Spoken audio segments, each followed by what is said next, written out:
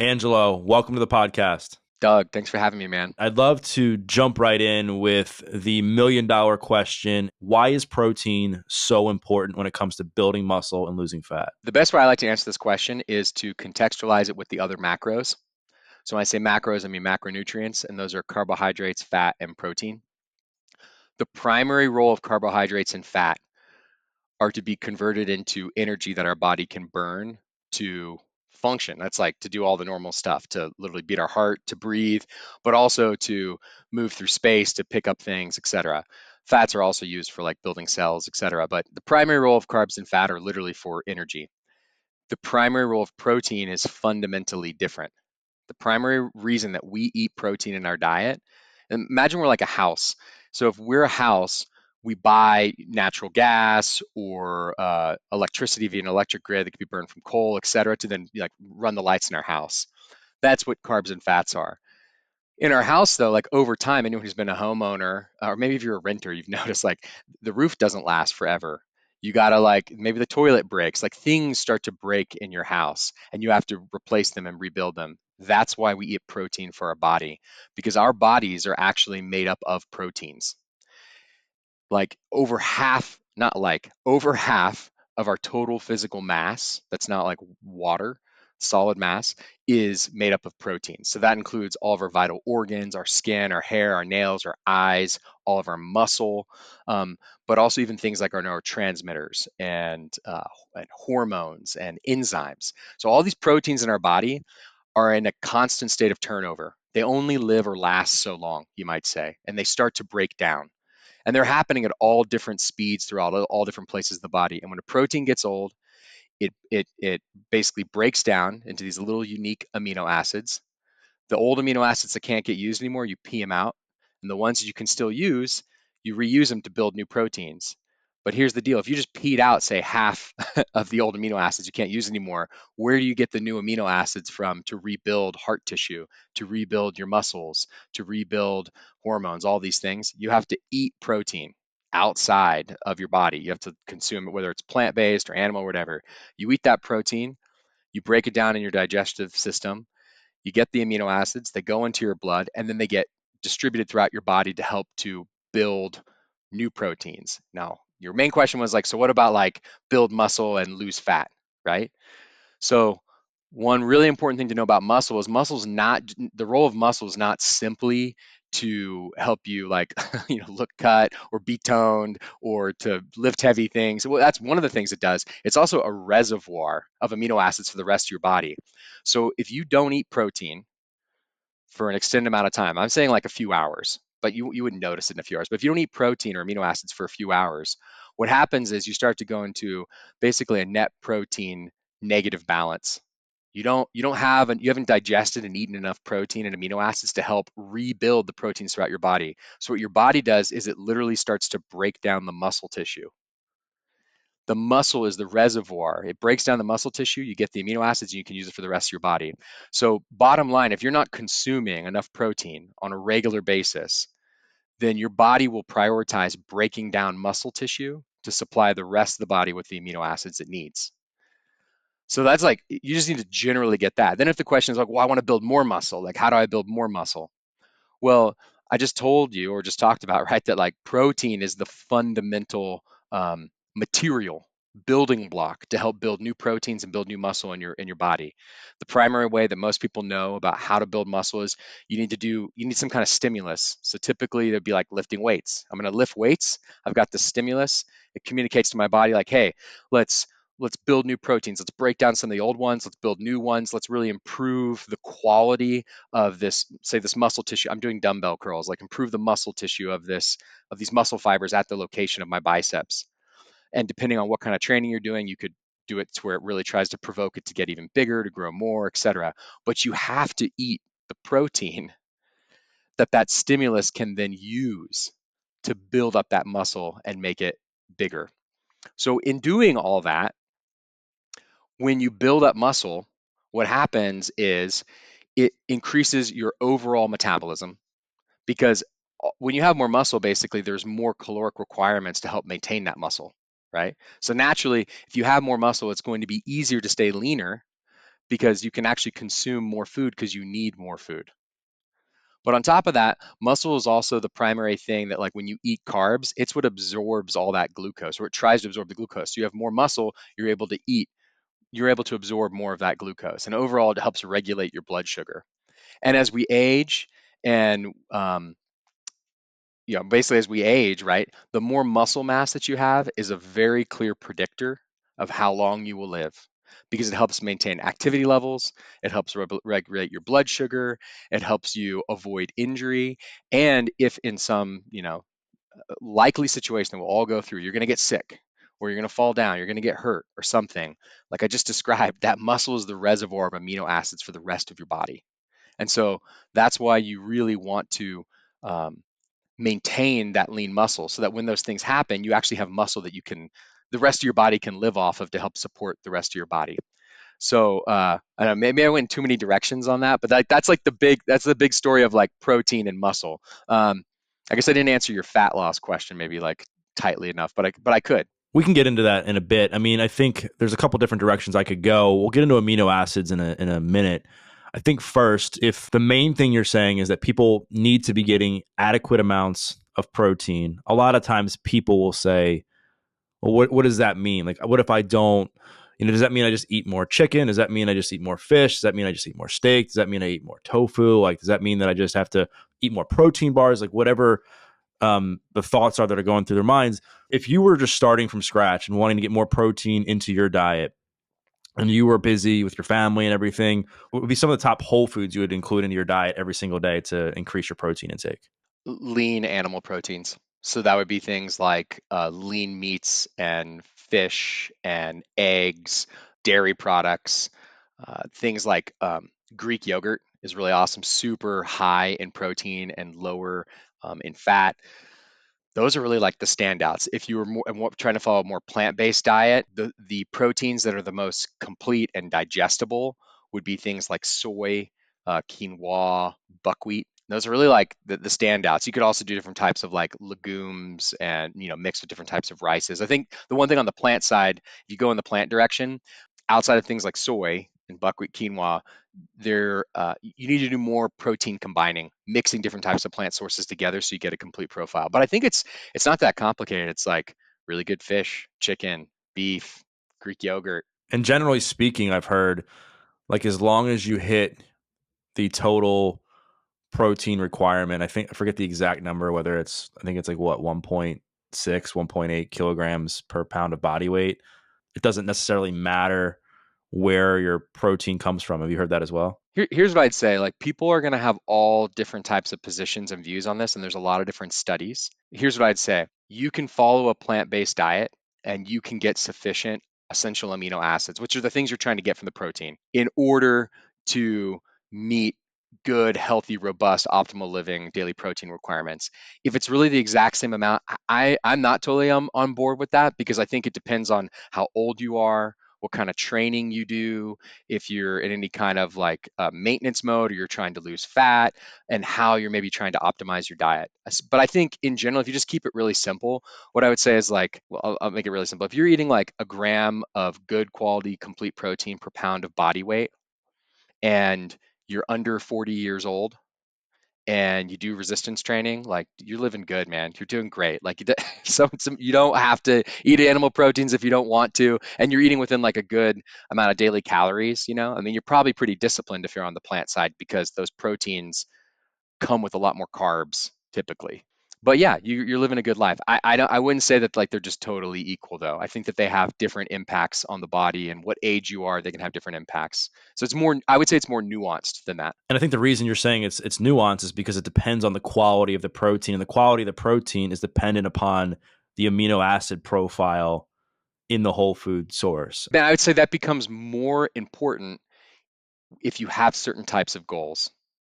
If you have really aggressive performance goals, or really aggressive weight loss or specific weight loss goals, or you're older, the older you get, the more I would say that protein quality changes, which is how many essential amino acids are in the protein, what proportion are they, how digestible are they, and how are you eating them. Those things start to matter more the more that you are Yeah, you're older, you got really intense, fitness performance goals, or you've got weight loss goals. So let's talk about amino acids and talk about like why they're so important for our body and not just for what it does to what they do for building muscle. So just to clarify, protein is made up of these things called amino acids. There's 20 of them, dietary protein amino acids, and of those, 9 we define as essential and 11 as non-essential. The big idea of the essential definition is that those are the 9 that your body can't make. You can actually use the other 9 kind of as like the raw ingredients to build and synthesize the other 11 within your own body. But the other thing about these 9 that makes them really important is that they are the what I'd like to say is the active ingredient or the active component of the protein that even outside of resistance training will stimulate muscle protein synthesis. So lots of people think I have to train. You can actually stimulate muscle protein synthesis or enhance muscle protein synthesis via just the essential amino acids themselves. And maybe I'll get back to your question, but more generally, like they also promote whole body protein synthesis. When you consume them, that's communicates the whole body to help rebuilding all of these proteins. So that's what the essential amino acids are in general. And was the core of your question is like how, why are they important outside of just muscle? Yeah, like why are they important for our body outside of just building muscle? Yeah, so I think, like I did a brief overview of before, we ideally want to be having improved turnover to improve the quality of the proteins throughout our body, whether that's in our organs, organ tissue, or that's our skin, or that's our hair, etc. And we also need sufficient essential amino acids just on a daily basis to just maintain the function of all these different parts of our body, as well as literally hormones being made from amino acids and neurotransmitters, the chemicals in our brain through which we conduct emotions, etc., are amino acids themselves or the metabolites of amino acids. So it's not just muscle, it's basically like largely the definition of what like makes us a living being is this nitrogen, getting a little nerdy, but the nitrogen component of amino acids is like what creates life. So all these functions, immune system, hormones, brain chemistry, it's all being fueled by these amino acids. One of the amino acids we hear a lot about, especially when it comes to like building muscle, is leucine. Talk about why leucine is so important, and we need to make sure that it's in our diet if we're looking to do all these things we're talking about, like increase muscle mass, lose fat, increase longevity. I'd actually say it's a little bit more nuanced than that. It's not just leucine that's important. You really need the other 8 as well. And this has actually been one of the issues that has maybe misdirected us and led to things like a very big popularization of BCAA supplements, branch chain amino acid supplements, which are primarily leucine, which is the lead branch chain amino acid, and the other two, isoleucine and valine. So, and now I just want to contextualize that, and then I'll describe, but like, why is it important? Like, say 40 years ago, it's longer than that, but 40 years ago, we really started to uncover, like, wow, in protein that we eat, there's this one major amino acid, a branch chain called leucine, that seems like it's like, we'll call it the quarterback of the essential amino acids. It's the one that leads the team of all the amino acids. It's the one that actually kickstarts the process and says, like, hey, let's build new proteins. But then we realize you really need these other two also, the isoleucine and the valine. And if you don't have those other two, then the process won't kickstart. But then what we started to uncover more and more, and this is especially over the last 20 years, and this is why we now know BCAAs alone, if you only take those 3, it's a waste. It's a waste of your money. Is that you have to then have the other 6 essential amino acids. You have to have the whole team. You can't just have the quarterback, right? And 2 other guys. You got to have all 9 players together that can contribute to being on this team. So leucine is very important. It plays this very key role in actually activating mTOR and saying like, hey, let's grow, let's build new proteins. But you have to have the other 8 in support. So I was gonna say when you're looking at like say a good protein source, you're trying to evaluate, why did I say Greek yogurt is good, or why would I say that whey protein isolate, is like the most ideal protein powder? It is because in these protein sources, there's a larger proportion of essential amino acids. Like almost half is essential amino acids, and about half is the non-essential. Whereas in some protein sources, maybe only like 20% is essential amino acids and 80% is the non-essential that you don't need as much. So first of all, you got 50% That's good. But also in these animal products, they tend to be higher in leucine, isoleucine, valine.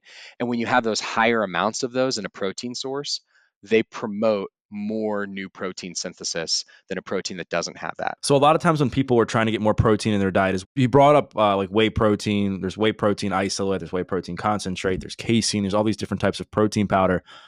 And a lot of times when people are trying to get more protein in their diet, they just go for the protein powder. Talk a bit about like who should do that and who shouldn't do that and the importance of like the nuance of all that, because some of these protein supplements can be amazing.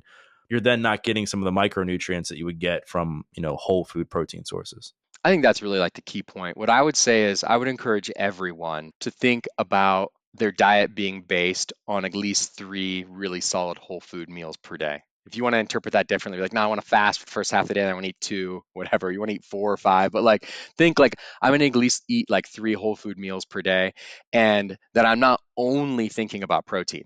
I'm not only thinking about like the quality of the protein in the meal. I'm also thinking about other micronutrients, minerals and vitamins, things that come from vegetables and fruits and from whole meat sources themselves, as well as things like fiber that comes from the vegetables, etc.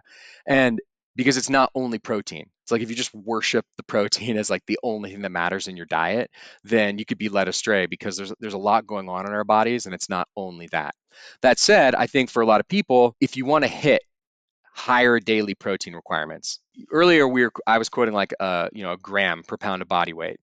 The recommended daily allowance, which is really the minimum to not have significant health problems, is zero point 0.4 grams per pound of body weight. So that's less than half what I was advocating for.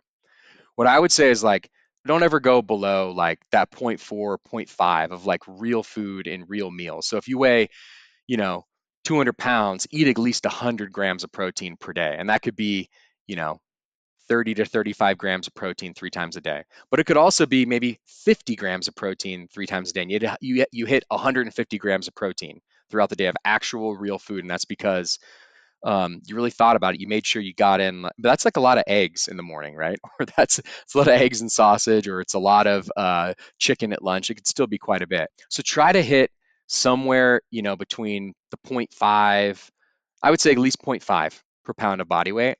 And then the rest that you're trying to get to, if you want to use something like protein powders or you want to use essential amino acid supplements, that's when it can be really effective because it helps you to hit those higher daily requirements without a bunch more calories and in a much easier format, and could really help you to hit those higher goals, but without being at odds with the needs to get other micronutrients in through your diet as well. So for the average person, let's just say somebody's going to the gym a few days a week. They're just going because they want to build some muscle, they want to lose some weight, they want to just kind of do the thing to make sure they're staying active.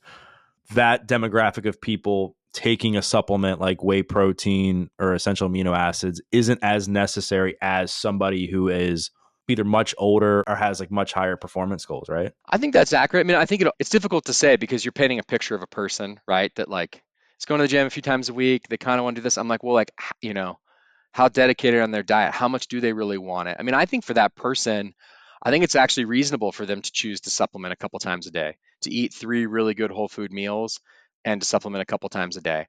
I mean, they're choosing to invest more in their health, right? And like, is that worth it? Like, you're having to pay money, right, to get these additional supplements to improve your health and like to this degree. Whereas if I am, like really committed to, I don't know, I'm training for a race or I'm training for a jujitsu competition or I'm training for something and I want to like do it really well. I'm like a novice athlete even or an amateur athlete. I might be like that much more dedicated to really try to get in good shape. Or maybe I'm trying to get ready for a party or a wedding or something and I want to like drop this last 10 pounds of fat.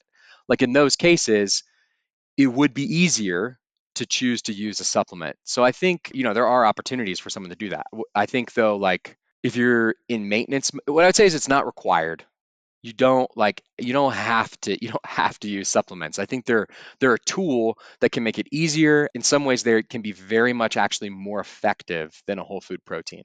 It's like choosing when and how to use that. And I can go more into that, like what do you mean more effective than a whole food protein? Because it's actually pretty profound. Yeah. So why is it more effective than a whole food protein with some of the stuff you're talking about? When we talk about these protein sources, like one of the roles that they provide is to be the building blocks of the new protein in your body. Let's just talk muscle, right?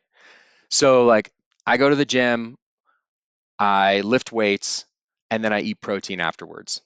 The lifting of the weights was the primary stimulus to tell my body to help rebuild my muscles. And then the protein is just the building block for it. But what a lot of people don't realize is that in the protein itself, depending on the quality of the protein and how you eat it and how isolated it is, it on its own provides a stimulus. So I'll give you an example of that. 70 grams of steak as part of a mixed meal. So I'm talking like I'm eating it with broccoli and potatoes. Or just 30 grams of steak, but eaten on its own, will provide the same amount of muscle protein synthesis. They will stimulate the same amount. And that's because the 30 grams of steak eaten on its own, it's digested alone. The amino acids are more immediately bioavailable to the blood and are more available to the muscle. So they actually like tell the body to build more new proteins, to build new muscle, even outside of having to have that training. Now, if I just did a big training session, I'm gonna use the steak that I ate. It's not like I'm not gonna use the 70 grams of steak that I ate in the meal, but the steak on its own is going to provide more. Now, listen to this, just 10 grams, like 10 to 12 grams of whey protein will provide the same muscle protein synthesis as that 70 grams of steak as part of a meal. So it's like, I think it's 10.8 grams in the study. So it's like 6 times the amount of muscle protein synthesis, gram for gram.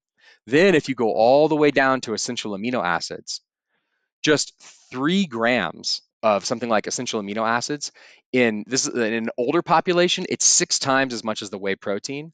And in a younger population, it's still 3 times the impact. You could literally have 1/3 the amount of essential amino acids pure because there's no other non-essential amino acids in it. It's immediately bioavailable.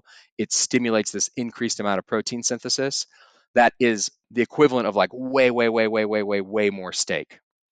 So when you understand that, then you can start to see why, hey, so like I eat pretty healthy, I'm going to the gym, I'm trying to build muscle, I'm pretty happy with the results, I eat really clean, like I don't really get that sore after, like I'm pretty happy with what I'm doing. I'm like, I don't know that I would say, hey, you need to really add all this protein powder and these essential amino acids to do all this stuff.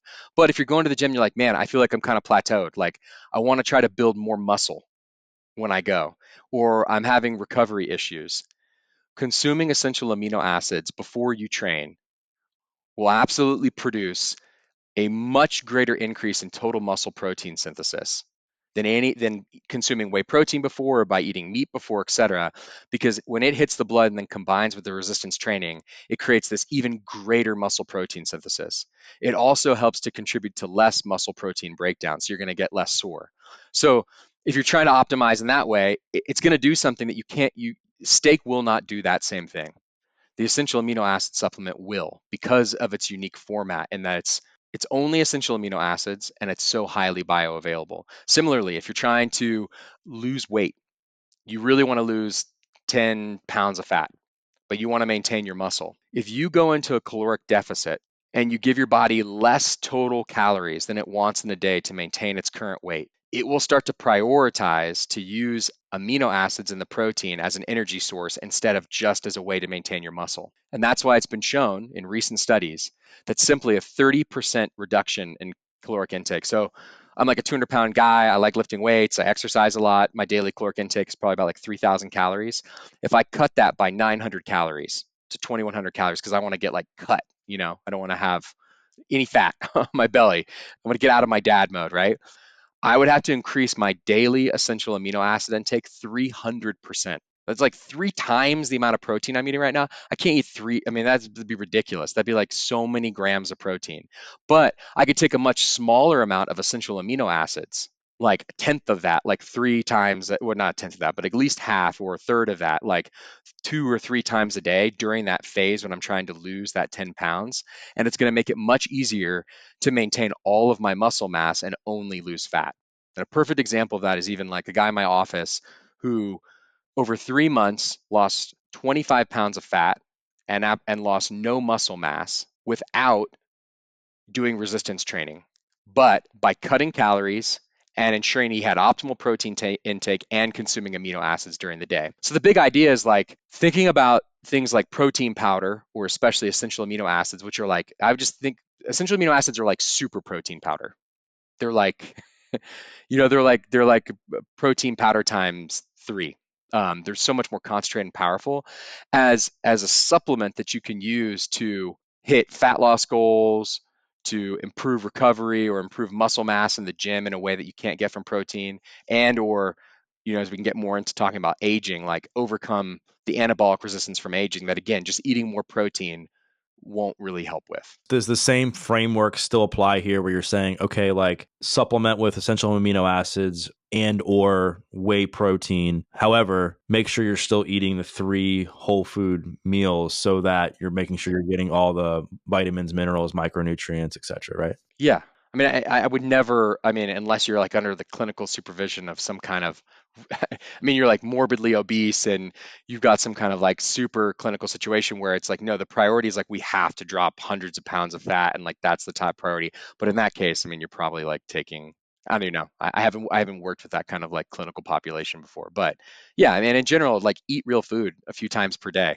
And try to eat as clean as you can and eat well rounded and then think about how supplements fill in the gaps. People are often skeptical of this stuff, right? Because people have been burned before by supplement companies. People have been burned before by just buying stuff at random stores. Talk about the ISSN study with essential amino acids and kind of what that showed and what may actually surprise some people. ISSN stands for the International Society of Sports Nutrition, and it is a group of academic researchers from around the world.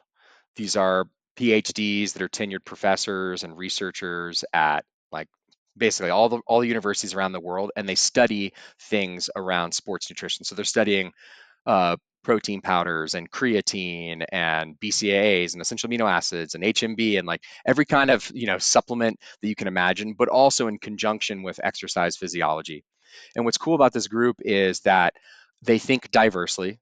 Like a lot of them are like researching different kinds of things. Like that one person's really into creatine, or this group is, another group is into essential amino acids or protein, et cetera. And like if anyone's familiar with academia, like people are trying to develop their own career and they pursue a line of interest. But then to be part of this society and to get these position papers published, you have to get a lot of people to review all the research. So they have published one on creatine. And like the ISSN, they'll also publish and they'll say like, hey, which supplements are actually worth it? And there's like legit science behind them. A few of them are creatine, whey protein, essential amino acids. Like those are like, HMB is one as well. Like there's very few. Some other surprising ones that are like sodium bicarbonate, like baking soda. Like there are unique things in there that are hard to like popularize and make money off of. So you might not have heard of them as like a supplement. But what I like about this group is that someone can say they're not biased. I don't believe that ever. Everyone's biased. Everyone was born in a certain body and a family and a life and has some kind of career is doing something. But what's cool about this group is it's a lot of them holding each other accountable. So it's not just like the one guy who's, been paid by this group to do a bunch of studies. There's a lot of accountability. And this report came out in October of 2023. It's very comprehensive. It cites over, I think it's like 130 studies. And just for reference, their creatine paper cited like 100 studies. So when people say like, creatine's the most studied ever, it is. Creatine is very highly studied. Something like essential amino acids is very robustly studied as well. And in this, they basically just review what all of the studies have shown over the last 20 years, especially. And it's an awesome paper. If you really like digging into this stuff, I highly recommend it. And what they break down is a lot of the stuff that I've been speaking to here that I think is kind of surprising to people. They speak to the study, not just multiple studies, but basically have shown how much more impactful essential amino acids are than protein up to the degree of over 6 times as impactful. That was for a slightly older group. That was 60-year-olds. So in 60-year-olds, 3 grams of essential amino acids is worth 20 grams of whey protein. Other studies where they simply give these participants 7.5 grams of essential amino acids twice a day. And over the course of 3 months, they build many pounds more of muscle, like 10 pounds of muscle. This is an older demographic that's more anabolically resistant, but they also show amazing recovery in younger adults. They basically just highlight a lot of the stuff that I'm talking about, but rather than like, us meandering through the different topics, it's a comprehensive review. So anyone is into it, I think, or is listening to this and be like, really, is that true? What are you talking about? Like, go to that study. That position paper. It's a great place to start, and from there you will do a deep dive into basically um, what the science on protein nutrition and essential amino acid nutrition is today. So speaking of essential amino acids, I've been using Kion for a while. I'm a fan of it. Been I've been connected to the company for a long time. I'm curious to hear from your perspective, given that you are the one that's behind all this, like just giving me an unbiased view on what people should look for. Let's just say they don't. Let's just say, you know what, like I'm not ready to invest in Kion, but I want to invest in an essential amino acid company, and I want to prove this right before like buying Kion. What should they look for? So if you're looking for an essential amino acid supplement, the first thing that you want to do is you want to find one that definitely has all 9 essential amino acids. So that would basically take off the table like purely branched chain amino acid products, one that only has the 3. It would also take off the table any companies that advertise essential amino acids, but they only include 8. And there's actually a lot in the space marketing that MAP formula, but it's been debunked a really long time. It's a study from the 80s, 90s, sorry. But yeah, all the most recent studies basically show all 9. Then the question is, okay, what's like the proportions of them? So that'd be the next thing. Make sure they tell you how much of each amino acid is in the formula. Lots of brands for amino acids will just say proprietary formula. So they might say 5 grams of amino acids, but then it'll say proprietary and it'll just list them out. And so you don't know how much leucine, how much isoleucine, how much valine, how much tryptophan, and it really does matter. So the next thing would be is to look for proportions, and I'm getting a little nerdy here, but look for proportions that reflect what I'm about to say. The ideal essential amino acid formula, specifically to promote whole body protein synthesis and muscle protein synthesis and overcome any kind of anabolic resistance, you start with the proportions of amino acids as they exist in human skeletal muscle. So literally, if you were to like do a biopsy of my muscle, which amino acids are in it and how much? And there's certain proportions of them.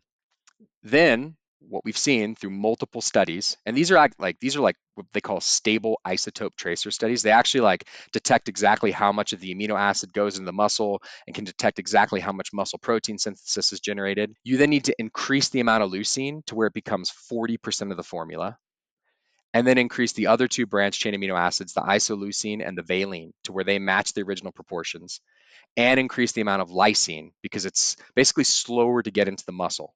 That final formula is what you will see published on the back of. You don't need to buy the Kion product, but if you look at the back of the bottle, it's those proportions relative to each other. You want to find that.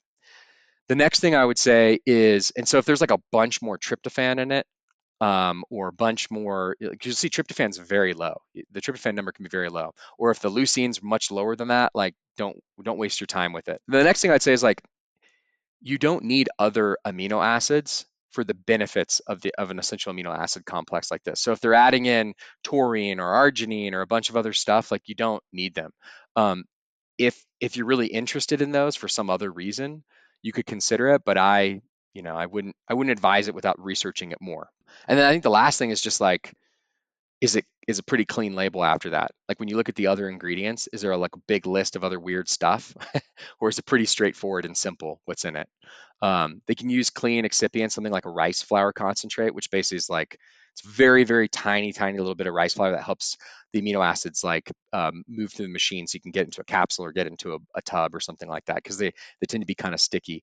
And otherwise, like some flavors and whatever sweetener you kind of approve of, or if you're getting capsules, you don't need any of that stuff, and there shouldn't be anything else in it. So I think if you can find that, that looks pretty clean. And then I guess the only other thing is you can get amino acids either from a plant-based source or from a non-plant-based source. If it's non-plant-based, FYI, like maybe you're not vegan, like you don't care. I'm not vegan, so I wouldn't necessarily care that it came from a plant source, but they can come from like duck feathers or even like human hair or some other kind of gross things. You can imagine they're not going to be like breaking down expensive meat tissue to create some kind of supplement. Whereas in the plant-based way, it's actually via fermentation. So it's much more cost effective and cleaner, et cetera. So if you do care about that, go for the. I vote for going for the plant-based. I think it's a much cleaner, better supplement. So we covered the essential amino acids part. talk about protein. There's so many companies that make protein powders. There's so much garbage out there. I have honestly, and I say this, and my audience might get mad at me. I have always kind of gone back and forth between like the cleanest one. Then I get one that has a bunch of garbage in it just because I'm like, oh, I like the taste of this. It tastes kind of like a dessert. So I'm just being honest. I like it, man. It's good. But but for the sake of this conversation, and if somebody's listening to this, like, all right, like the trade off, there's trade offs and everything, and some of the trade offs in some of these protein powders that are super clean is it tastes like complete crap. They're unflavored. There's like not a lot in it, and it just tastes. Ugh. And for people who are trying to go from eating a diet full of ultra processed foods to less ultra processed foods, drinking a protein powder that's like flavorless is sometimes like impossible. How can people um how can people meet themselves like somewhere in the middle on that? Man, I heard two questions in that. One, I heard it's like, how do you evaluate protein powders? And then what about just this overall challenge of like trying to make healthier decisions? And you know kind of what you want to do, but you're so far on one end of the spectrum that it's like, how do you get there? And what's a good decision? What I would just say is like, don't try to be perfect. Just take the next step. Like just take the next step today that's a little bit in that direction. Don't let great be the enemy of good or perfect be the enemy of good. Like just like try to just make the next decision. So if you don't have the money or you don't have access and it's just easier for you to get whatever, like, I don't know, the super cheap, artificially flavored, whatever protein that's like local in the Walmart next to you, it's like, do that. Like, and make that decision to have that thing maybe instead of like having a cookie in the afternoon. Like I would say like that's a good trade, right? So yeah, I think just like don't try to be perfect about it. Like just try to make small decisions in the right direction. Now that said, talking about protein powders, what I would say is if you are going to invest your money in a protein powder and you want it to be effective and you don't want to spend tons of time researching like what's the best thing, I would just say start with whey protein isolate. The reason why is because whey protein isolate out of all the protein powders pretty much has the best composition of amino acids. You could go back and forth and argue, but like casein has a slower release and blah, like going all these arguments. But for most people, like what's available in your local store, whatever you're doing, a whey protein isolate has higher levels of the BCAAs. It's a higher amount of total essential amino acids. And the thing about it is they actually cut out the isolate process. It's like a cold filtering process. You remove the fats and you remove the carbs, which removes the lactose. So even people that are kind of lactose intolerant, I'm a little lactose intolerant, don't have any reaction to whey protein isolate. So it's very effective. It's widely available. Then, like, if you're willing to invest that much more in your health, I think looking for a good, clean, quality brand. And I think there's a lot of different ways of defining that. Like, I can tell you, like, what we did in Kion and why we made the product we made. So I actually tasted, like, I mean, I can't even tell you, Doug, like, how many raw protein powders from different farms I tasted, like, so many. And what happened to be was that the grass-fed whey protein isolate from one specific supplier was like the best. It tasted the best. It didn't have like like a farmy taste, like a cow kind of like hoof, like kind of gross taste. It just tasted like milk, like delicious. And it did happen to be the more expensive raw ingredient. Like it was like, but I wasn't surprised, right? Okay, it's the best tasting one of like all the ones. And literally we at Kion sell that as an unflavored powder. You can just buy the unflavored protein powder, and I can even give it to my kids, and they think it tastes good. If I can mix it in with milk or put it into baked goods stuff, it doesn't taste gross at all. Really, I mean, it comes down to flavoring. It's like, again, like with our brand, and we are more of like a premium brand, so we may not be for everyone. We invested in like really nice flavors, and it's an organic, natural flavor system, and it's not, it's because it tastes really good and super clean, and then you don't have a bunch of other junk in it. It's basically like sweetener, organic natural flavor, and some salt. And this honestly, dude, the salt really helps. Salt can make a protein powder taste way better. So if you buy a protein powder and it's like, it's like too sweet or something, and you're not sensitive to sodium, add a little bit of salt and it can make it taste a lot better. Yeah, so I guess that's like my overall advice on protein powders. As far as timing of essential amino acids, one of the ways that I've used it is like if I'm fasting a little bit. And when I say fast, I mean my fast might be like 14, 16 hours at the most, But what happens is I'm just busy in the mornings. I got clients or I'm just doing work and I don't really either have time or I'm just not as hungry for breakfast in the morning. And so I'll take some essential amino acids and I'll still feel like I kind of ate something. And even if I'm going to the gym, I still feel like I've got something in my system. Like, why is that? That's a great question. So that's a great use of them. What I would say is anytime you fast, and it's normal and natural to fast, like every night, like to have dinner and then to not eat, for 12 hours at least, right? Like that's a good normal function of the body. You're going to go into what we talked about earlier, like this net muscle protein breakdown, because you won't have sufficient amino acids to keep supplying the rest of the body with it. So you start breaking down muscle, and your body, like if you're really trying to optimize your body to maintain lean muscle and to burn fat, you ideally would consume during your waking hours amino acids as a supplement, as a protein powder, or as a food every few hours. If you did that, then you're kind of constantly nurturing the maintenance of your muscles and a metabolism that's prioritizing the muscles and prioritizing burning fat. Why that happens is because you literally are giving your body these amino acids that it needs, both to support brain function like your neurotransmitters, to support your muscle function, to support all these things that it wants to maintain all of its functions. And so it does have this satiating effect as well, in a similar way to protein. That protein has a satiating effect because it targets these also targets these hormones in the digestive tract that kind of that are basically satiated. So it's a great use case. I think just quick tips on like ways you can think about using essential amino acids specifically is in between meals, which is basically fasting periods, whether that's between dinner and breakfast, or it's between breakfast and lunch, or between lunch and dinner, instead of some other kind of like non-nutritive snack, right? Or some other kind of like not really ideal. Like you don't need one more cappuccino probably in the afternoon or coffee or whatever, right? It's like you could take some amino acids, you're going to feel a more elevated mood, better focus, and you're also going to be supporting your overall protein levels throughout the whole body. Another way it's interesting, and I think this is more for like older folks, but actually consuming essential amino acids with a meal create a stimulus that we talked about earlier for new protein synthesis. So it would actually ensure that the protein that you're eating is prioritized for whole body protein synthesis and new protein synthesis. It basically makes you better utilize the protein that you're eating. And that's why there's actually been quite a few studies combining EAAs, amino acids, with whey protein, and it makes the whey protein more effective than it is on its own. But it also be more effective with a meal.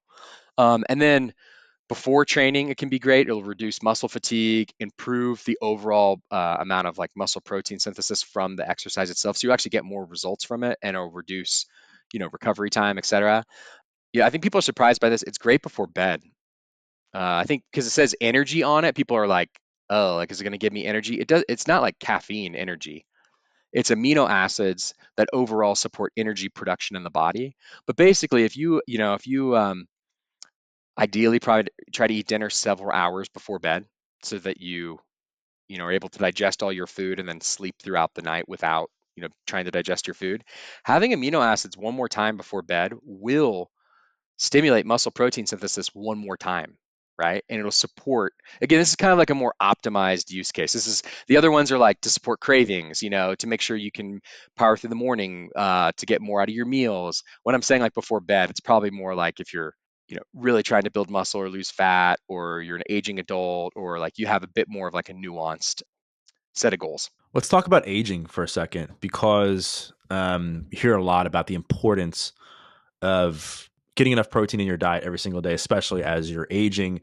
And it's because of the amino acids, and that a lot of times people, as they age, they're not eating as much food. They don't have a big of an appetite. Their metabolism slowing down, like all the things. Talk about the importance of protein as you age and to help slow down the process of aging. And then also, how can essential amino acids be utilized to aid in that process as well? An optimal amount of daily protein intake is going to ensure that you maintain your lean muscle mass and maybe even build it. Like some people, you can build more muscle in your 50s, 60s, 70s. People have done it before, and when they up their protein intake and they start lifting weights and they get really serious about their health. So it's not too late. The protein also, though, supports all these other protein functions in your body: hair, skin, nails, neurotransmitter function, etc.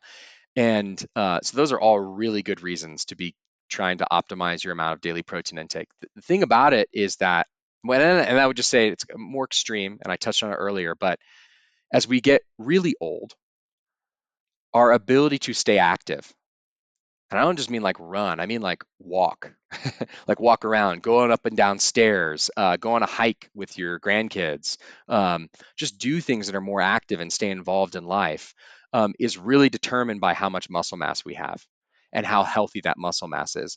Because it seems really easy now to maybe to get up and sit down in a chair, get up out of a chair. It could be much harder when you're older. And so by building and training and maintaining those muscles, you maintain your activity levels and also you reduce your risk of things like falling down. And anyone who's been in relationship with older people know that a serious fall is very detrimental to the rest of their life. It could be like ruin the next 5 years of their life and make the next years of life very painful and not great, before they pass away. So maintaining healthy muscle function, activity levels is super important. So the challenge though is that as we age, two things happen. One is our ability to digest protein. So literally like the enzymatic function within our digestive tract to break down the proteins and to get the amino acids out of them decreases in function.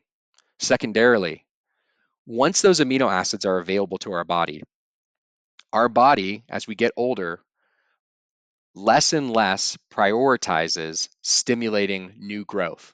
And it makes sense. If you think about an older person, like you don't think about them getting bigger muscularly, looking younger, regrowing and looking fresher, right? It's like, because that's not what our body's up to. Our body's in the process of kind of decaying over time. And so what happens is it's a very natural process. It's not ideal, but many people are affected by sarcopenia, which is the reduction of muscle mass. It starts around age 40 over the next 40 years of your life. And it's very difficult to maintain that muscle as you age. And that's simply because we have this anabolic resistance. Like our body's just not prioritizing it. So ways that you can basically fight that and work to overcome it and maintain or even build muscle as you age is that much more seriously think about consuming protein or amino acids every 3 hours. If you do that, you're doing your best to try to contribute to stimulating new bouts of muscle protein synthesis. On top of that, just doing resistance training. Now, why essential amino acids can play a really special role in that, like say every 3 hours thing, is because as you get older, your appetite typically goes away. Like you lose more of your appetite. Um, and it's that much harder to try to be eating like 150, 200 grams of protein a day. So a more efficient way of doing that would be, again, try to eat these three healthy meals, but maybe have 1, 2, 3 servings of essential amino acids in between those meals every few hours. And studies have shown very clearly in these older demographics that it can directly lead to increased muscle mass, pounds of muscle mass within a few months, without changing the resistance training protocols, without changing the rest of their diet. And I think one of the most just kind of groundbreaking studies around this is NASA study, a series of studies about 20 years ago, where they were trying to figure out how to help astronauts not lose muscle mass in space because there's no resistance training. And so they think about, I think like band workouts and testosterone supplementation, et cetera, but they looked into nutrition. And they did a study where they had people at bed rest for 28 days on planet Earth, right? And they ate these three regular meals throughout the day. But then in addition to that, they consumed 3 servings, basically the equivalent of 3 servings of Kion aminos 6 times a day. And after 28 days, there was no net muscle loss. To lie in your bed, to not have any exercise, to do no resistance training, and to not lose any muscle after 28 days is remarkable. And that just paints the picture of how the stimulation of the protein synthesis purely from the essential amino acids themselves help to overcome that muscle loss. So again, if you're 25 years old and you're eating tons of protein and you're exercising a lot and you're happy with your results, it makes less sense. But the older that you get, the more that you're really trying to hold on to that muscle and build that muscle, any little edge you can get to try to maintain it through diet and through supplementation is something definitely worth paying attention to. So for somebody who's listening to this, that's like, all right, like I get it. Essential amino acids are important. Whey protein's important. Protein in general is important. I've heard it talked about on the show before. I'm still skeptical of these supplements. What's your message to them? It's all good, man. So I'm pursuing my life to try to make products and ensure that my career is focused in such a way that I do something meaningful, that I make products that I actually believe in, that ones that I'm willing to take, that I think are based on real science, that are legit, that I have integrity with all the people I work with, that I take care of like our partners, that, we do well by consumers, et cetera. And part of that is trying to, come on to shows like this and offer education and talk about it in general and even present it in such a way where it's like, none of this is like, you don't have to do anything. I'm trying to like share the information. So I think, it's like if you listen to this whole thing, if you got this far too, like you got all the way to the end, so you were curious enough, and you're like, nah, you're like, that's BS or whatever. I'm like, I mean, it's all good. It's all good. If you're not quite there though, like you're still a little bit curious, I would just say research it more. I mean, I would say read the ISSM paper, ask more questions about it. I think look to the people who have really studied it. And I guess like on the product trial side, I mean, we have a 60-day money back guarantee. So I mean, you could try buying it, and if you don't like it, you take it. Take the product, try it for 60 days. If you're like, dude, I don't believe it. I got my in-body scan before, or I was, and afterwards there was no difference, or I've been taking it and I don't really feel anything, and it's been a month. Like, just ask for your money back. I mean, that's what I would do. I would either try it, like actually give it a try and see what you think about it, and or research it more. Like that's what I would do if I was in your situation. Skeptic. So I use the essential amino acids from Kion. We've talked about essential amino acids. We've talked about whey protein. If the skeptic that we're speaking to now, or anybody else that's listening, is like, all right, I like you, Angelo. You seem like a good dude. You seem like you're super smart. You've provided a lot of great value and information. I want to try something. What do you recommend they try first? I mean, I typically point people to Kion aminos, to the essential amino acids, just because I think they're the best bang for the buck and the most efficient, effective way to support muscle protein synthesis. I think though, they're like it's fruit flavored natural flavors, but it's fruit flavored powdered drinks. So it's like drinking, like an electrolyte drink type thing. If you like that, then it would fit in with probably your lifestyle, or it comes in capsules. So if you're kind of more into that, that would work. If you're like, I don't really like capsules and I don't really like fruit flavored things, but I'm into protein and I listen to your show and like I want to try your protein, like the protein's killer. Like it's really good and it's an awesome product. I use it every day. I mean, like, and there's all kinds of ways to use protein too. You can like make pancakes out of it, put it into baked goods. Add a little bit to yogurt to make that, because even like a little cup of yogurt, if it has 20 grams of protein, but you're trying to get like 40, adding a scoop of whey protein to it can maximize it. You can do the same thing though with Kion aminos. You could add a scoop of Kion aminos to your yogurt, and it's going to supercharge it even more than the whey protein would. So I think those are two like really good tools that both fit the conversation that we've had today. And I think either one is good. And I mean, clearly, I endorse both of them. So for those listening, or if you're watching, you can go to getkion.com/adversity and get yourself 20% off. If you want to try the aminos, if you want to try the protein. Like I'm really glad that you came on here, Angelo, because I mean, I know a bit about this stuff just through my background in training and nutrition and just from interviewing certain people on the podcast, but I don't know like a tenth as much as you know about this stuff. I mean, what you just provided is so valuable, and I really appreciate you kind of taking the time to like not just answer some of the questions that I had personally, some of the skeptic questions, just some of the research questions. I really appreciate it. I think the audience is going to get a lot of value out of this. I love having these kinds of conversations, Doug. So I appreciate you for providing the platform and just for everything you do. You got it, man. Thanks, Doug. Thank you so much for watching. If you like this video, I really think you're going to like this video as well. I'll see you there.